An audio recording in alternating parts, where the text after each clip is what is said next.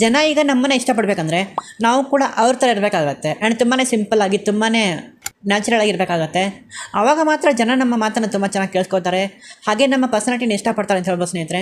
ಇದಕ್ಕೆ ನೀವೇನು ಮಾಡಬೇಕಂತಂದರೆ, ತುಂಬ ಸಿಂಪಲ್ಲಾಗಿ ಜನ ಈಗ ಯಾರಾದರೂ ಏನಾದರೂ ಹೇಳ್ತಾ ಇದ್ದಾರೆ ಅಂದರೆ ಅದಕ್ಕೆ ನಿಮ್ಮ ಲೈಫ್ ಯಾವ ಥರ ಕನೆಕ್ಟ್ ಆಗುತ್ತೆ ಅಥವಾ ಅವ್ರಿಗೆ ನಿಮ್ಮ ಲೈಫಿಂದ ಯಾವ ಥರ ವಿಷಯಗಳನ್ನ ನೀವು ಹೇಳ್ಬೋದು, ಹಾಗೆ ಅವರ ಮಾತನ್ನು ನಿಮ್ಮ ಮಾತನ್ನಾಗಿ ನೀವು ಯಾವ ಥರ ಕನ್ವರ್ಟ್ ಮಾಡ್ಕೋಬೋದು ಅನ್ನೋದನ್ನು ಅರ್ಥ ಮಾಡ್ಕೊಂಡ್ಮೇಲೆ ನೀವು ಮಾತ್ರ ಸ್ಟಾರ್ಟ್ ಮಾಡಿ.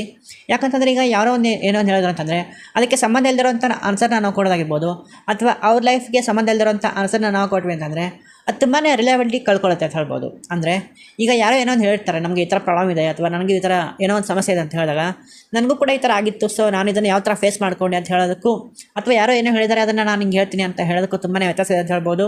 ಸೊ ಅದನ್ನು ಅರ್ಥ ಮಾಡಿಕೊಂಡು ಆದಷ್ಟು ಜನಕ್ಕೆ ರಿಲಯಬಲ್ ಆಗಿ ನಡ್ಕೊಳ್ಳೋದಂಥದ್ದು ಅಥವಾ ರಿಲೇಟಬಲ್ ಆಗಿ ಮಾತಾಡೋಂಥದ್ದನ್ನು ಮಾಡ್ತಾ ಬನ್ನಿ.